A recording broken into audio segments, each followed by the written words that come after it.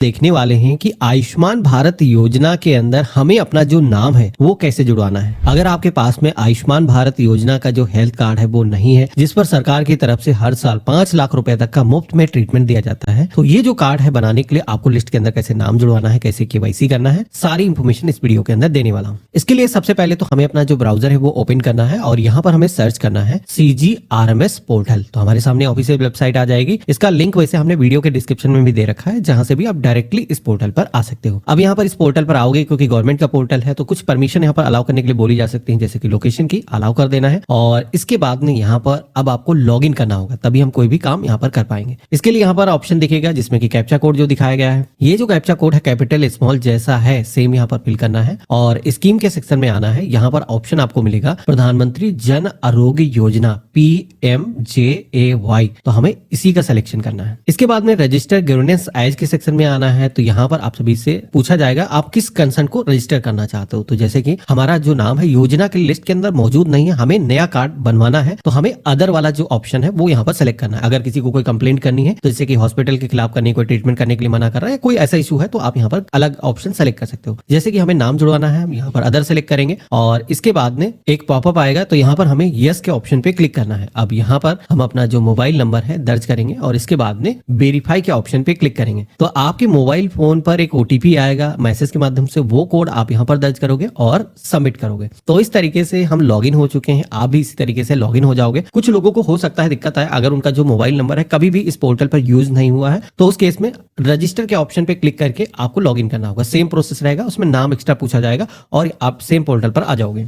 अब मैं आपको दिखाता हूं कि एप्लीकेशन को फिल कैसे करना है। सबसे पहले तो यहाँ पर पहला जो ड्रॉप डाउन दिख रहा है, इस पे अगर हम क्लिक करेंगे गवर्नेंस बाय के ऑप्शन पे, तो यहाँ पर ये जो है ऑप्शन आ जाएंगे, जिसमें क्या करना है, सबसे पहले तो एप्लीकेंट का जो नाम है उसको आधार के अकॉर्डिंग ही दर्ज करना है। तो यहाँ पर हमें अपना जो नाम है दर्ज करना है। इसके साथ ही में स्टेट सेलेक्ट करने का ऑप्शन आएगा, तो आप जिस भी स्टेट से हो सारे स्टेट के नाम देखने को मिल जाएंगे। आप यहाँ पर सिलेक्शन करोगे, आपका मोबाइल नंबर पहले से आ चुका है, स्कीम आ चुकी है, एप्लीकेशन कैटेगरी यहाँ पर आ चुकी है। यहाँ पर आप सभी से एडिशनल मोबाइल नंबर मांगा जाएगा, तो अगर आप कोई दूसरा भी नंबर देना चाहते हो तो सकते हो, नहीं है तो कोई जरूरत नहीं है, एक नंबर से ही आपका काम हो जाएगा। ईमेल आईडी आपको यहाँ पर दर्ज कर लेना है, तो आप यहाँ पर अपनी जो जीमेल आईडी है इंटर करोगे और इसके बाद में अब हमें ग्रीवेंस डिटेल के सेक्शन पे क्लिक करना है। अब जैसे कि मैंने आपको पहले ही बताया था कि ये जो पोर्टल है कई सारे कैटेगरी के जो मामले हैं उनको रजिस्टर करने के लिए बनाया जाता है। तो अगर कोई हॉस्पिटल से रिलेटेड, ट्रीटमेंट से रिलेटेड है या फिर कोई हॉस्पिटल मनी चार्ज कर रहा है, तो इस तरीके के भी ऑप्शन दिए गए, आप यहाँ पर इसी पोर्टल के जरिए कंप्लेंट रजिस्टर कर सकते हो। लेकिन जैसे कि मेरे केस में क्या है कि हमें यहाँ पर अभी नया आयुष्मान भारत योजना का कार्ड ही बनाना है, तो हम यहाँ पर जो लास्ट वाला ऑप्शन मिलता है अदर वाला,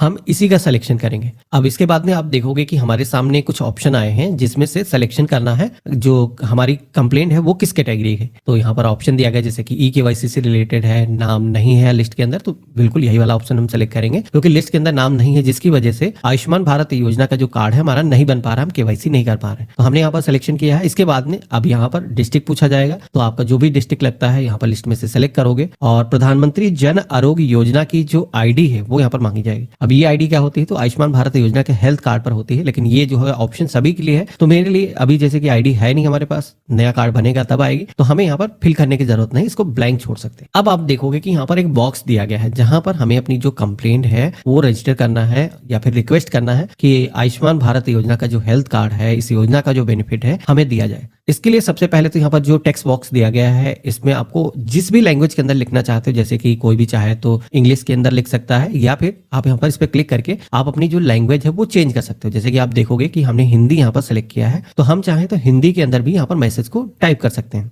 तो यहाँ पर एक चीज बता देता हूँ कि अब इस मैसेज में लिखना क्या है, ये काफी अहम होता है, क्योंकि इस योजना के अंदर अगर आप किसी भी अधिकारी से ये आग्रह कर रहे हो कि आपका नाम जुड़ना चाहिए, तो थोड़ा सा पोलाइट होकर के बात करनी है और साथ ही में यहाँ पर आप सभी को एक रिक्वेस्ट लिखनी है। जैसे हम एप्लीकेशन फिजिकल लिखते हैं वैसे लिखना है, जैसे कि सेवा में श्रीमान मुख्य चिकित्सक अधिकारी सीमो जिला अपना मेंशन करेंगे और इसके बाद में आपसे निवेदन है कि हम इस गांव के निवासी हैं और मेरा नाम आयुष्मान भारत योजना की लिस्ट के अंदर मौजूद नहीं है, जबकि प्रार्थी आयुष्मान भारत योजना की कंडीशन के अंदर जुड़ा होना चाहिए। तो यहाँ पर बेसिकली आपको अपनी जो भी कंडीशंस है, अगर आपका इनकम सर्टिफिकेट कभी बना है तो आप बता सकते हो कि मेरा जो है इनकम इतना है, तो वो जितना अच्छा आप डिटेल से लिखोगे अधिकारी को आपकी जो एप्लीकेशन है वो जेन्युइन लगेगी। तो यहाँ पर आप सभी को नीचे धन्यवाद लिखना है और अपना जो नाम है वो मेंशन कर देना है। तो आवश्यक कार्रवाई करने की कृपा करें, इस तरीके से हम लिख देंगे।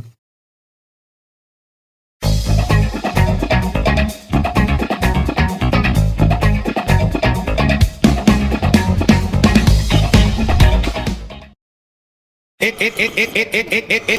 tra i goles. E tu tra i goles.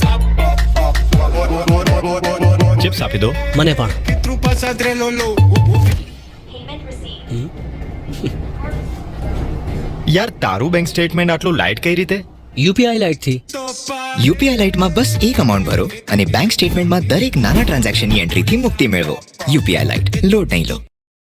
अब यहाँ पर देखो नीचे की तरफ 2 अटैचमेंट अपलोड करने के ऑप्शन आ रहे हैं। ये क्या है, तो बेसिकली एक तो आपको आईडी अपलोड करनी है, जो भी यहाँ पर शिकायत कर रहा है कृपा करें, इस तरीके से हम लिख देंगे। अब यहाँ पर देखो नीचे की तरफ 2 अटैचमेंट अपलोड करने के ऑप्शन आ रहे हैं। ये क्या है, तो बेसिकली एक तो आपको आईडी अपलोड करनी है, जो भी यहाँ पर शिकायत कर रहा है या फिर अपना नाम जुड़वाने के लिए कंप्लेंट अपनी रजिस्टर कर रहा है, तो वो यहाँ पर एक सपोर्टिंग डॉक्यूमेंट यहाँ पर अपलोड करेगा। तो हम आधार कार्ड देंगे और इसके साथ ही में जैसे कि किसी का राशन कार्ड बना हुआ है, किसी कैटेगरी का बना हुआ, खास करके लाल कार्ड है, या फिर अदर किसी डॉक्यूमेंट को आप देना चाहते हो, लेबर कार्ड है, तो वो आप यहाँ पर दे सकते हो, जिससे कि उनको लगेगा कि हाँ ये जो लाभार्थी है ये जेन्युइन है, इनको इस योजना का जो लाभ है अत्यंत जरूरी है, इनको देना चाहिए। तो यहाँ पर इस तरीके से अपलोड कर सकते हो। आई हेयर बाय के ऑप्शन पे क्लिक करेंगे और इसके बाद में हमें प्रीव्यू के ऑप्शन पे क्लिक करना है। अब जैसे हमने प्रीव्यू के ऑप्शन पे क्लिक किया है तो हमारे सामने सारी ही डिटेल आ चुकी है। जो भी इंफॉर्मेशन हमने दर्ज किया है वो सारी यहाँ पर दिखाई गई है। एक बार हमें मिलान कर लेना है कि इसके अंदर कोई गलती तो नहीं है। मेरी तरफ से पूरा सब कुछ सही है। हम यहाँ पर क्लोज करेंगे और इसके बाद में हम सबमिट के ऑप्शन पे क्लिक करेंगे तो आप देखोगे कि हमारी जो रिक्वेस्ट है वो सक्सेसफुली यहाँ पर रजिस्टर हो चुकी है। हमारे सामने